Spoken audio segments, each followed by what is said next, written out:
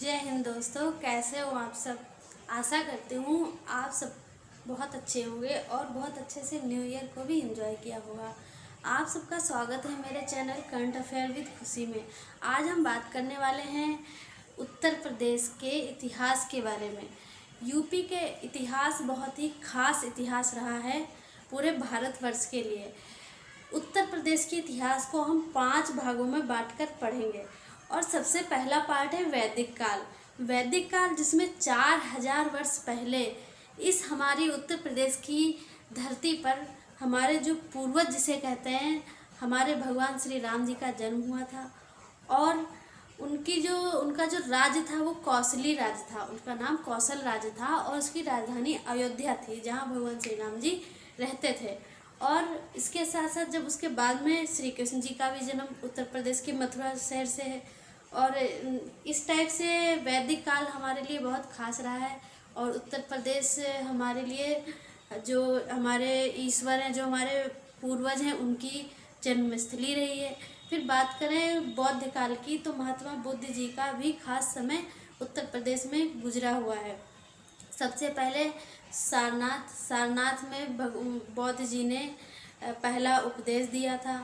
और उसके बाद जो देवरिया ज़िला है उसके कुशीनगर में उन्होंने अपनी अंतिम सांस ली थी और उनका निधन हुआ था।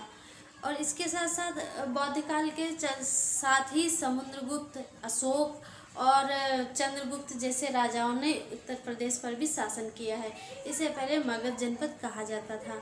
अब अगर आगे बात करते हैं मुगल काल की तो 1000 से 1030 तक मुगल काल ने उत्तर प्रदेश पे राज किया है। उत्तर प्रदेश में गढ़वाल नाम के वंश रहता था जिसको मुगलों ने हराकर यूपी यानी उत्तर प्रदेश को तब मगध कहा जाता था, तो मगध को जीता था उन्होंने। और इस तरह छुटपुट वंश और भी रहते थे जिन्हें हराकर पूरे उत्तर प्रदेश पे यानी मगध पे कब्जा किया था मुगलों ने।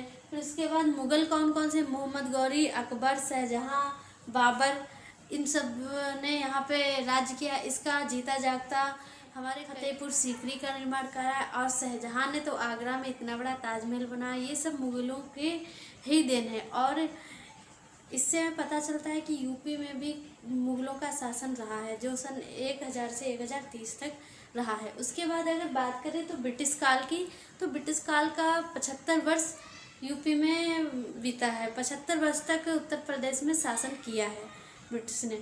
तो इसमें देखा जाए तो 1857 की क्रांति को महत्वपूर्ण माना गया जो उत्तर प्रदेश में ही हुई थी, मेरठ जिले से स्टार्ट हुई थी। और इसमें कई लोगों ने 1857 की क्रांति में दिल्ली, लखनऊ, कानपुर, इलाहाबाद, झांसी और बरेली ने हिस्सा लिया था। और आपको पता ही होगा, देखा जाए तो उत्तर प्रदेश में ब्रिटिश काल में चौरी चौरा कांड हुआ जो हमारे चौरी चौरा नामक स्थान से थोड़ी दूर पर है। और इसके बाद हमने उत्तर प्रदेश में उस समय कई नेता भी उत्तर प्रदेश से गए जैसे कि मोतीलाल नेहरू, जवाहरलाल नेहरू और पुरुषोत्तम दास टंडन तथा मदन मोहन मालवीय जी। ये हमारे उत्तर प्रदेश के ही रहने वाले थे जिन्होंने उत्तर भारत को हमारे आज़ाद करने में और भारत को सुदृढ़ करने में काफ़ी भूमिका निभाई। फिर बात करें अगर आज़ादी के बाद की तो सबसे पहले मुख्यमंत्री यूपी के श्री गोविंद बल्लभ पंत जी बने और यहाँ की पहली राज्यपाल श्रीमती सरोजिनी नायडू जी बनी थी और पहली महिला मुख्यमंत्री सुचित्रा कृपलानी थी। अब अगर हम बात करें वर्तमान समय के राजनीतिक पक्ष की तो इस समय तो काफ़ी चुनाव का भी माहौल है। और देखा जाए तो उत्तर प्रदेश में बहुजन समाजवादी पार्टी और भारतीय जनता पार्टी, इन तीनों का ही डंका रहता है। मगर इस समय तो भारतीय जनता पार्टी के नेतृत्व में माननीय श्री मुख्यमंत्री जी योगी आदित्यनाथ जी का अपना कार्यभार संभाल रहे हैं। मगर इससे पहले अखिलेश यादव जी थे और उससे पहले मायावती जी थी। तो उत्तर प्रदेश में इन तीनों लोगों का ही काफ़ी बोलबाला रहता है।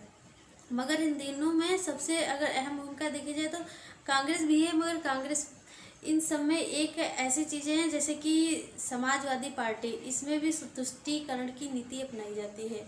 और इसके बाद देखा जाए तो बहुजन समाजवादी पार्टी जो जाति नीति को अपनाती है। और भारतीय जनता पार्टी या जहाँ तक देखा जाए तो कहीं ना कहीं ब्राह्मणवाद को लेकर ज़्यादा ही आगे रहती है। पर जाति धर्म इन सब चीज़ों को लेकर हमारा देश आगे नहीं बढ़ सकता है। आखिर लोग बात करते हैं कि गुंडागर्दी समाप्त नहीं हुई, गुंडागर्दी ख़त्म नहीं हुई। अगर गुंडागर्दी ख़त्म हो जाए तो क्या भारत विकास कर लेगा? अगर कर लेगा तो भाई आप भी कमेंट करके बता दो कि हाँ कर लेगा। और मेरा मानना है कि ना कुछ सार्वभौमिक मामले होते तो कुछ निजी मामले होते जिसे लेकर लोग अधिकतर इन सब बातों में रहते हैं, लड़ाई झगड़े में। और उत्तर प्रदेश में मशहूर था, बट अब देखा जाए तो जिस तरीके की जनसंख्या है उस तरीके से कानूनी मापदंड भी है उत्तर प्रदेश में। और इसे संभालने के लिए भी जैसे कहा गया कि 2 इंजन की गाड़ी चाहिए, तो हमारे 2 मुख्यमंत्री जी हैं। और आशा करते हैं कि इसी जो मैंने आपको आज उत्तर प्रदेश का इतिहास बताया है आपके काम आएगा। और आपकी परीक्षाओं में जो कि बहुत ज़्यादा जो विस्तार वाली परीक्षाएं होती हैं जिसमें प्री मेंस इंटरव्यू लिया जाता है, तो मेंस में कहीं ना कहीं ये हमारे काम आएगा और हमारी सहायता करेगा। बस इसी लक्ष्य को देखकर मैंने आपके सामने यह सूचनाएं रखी।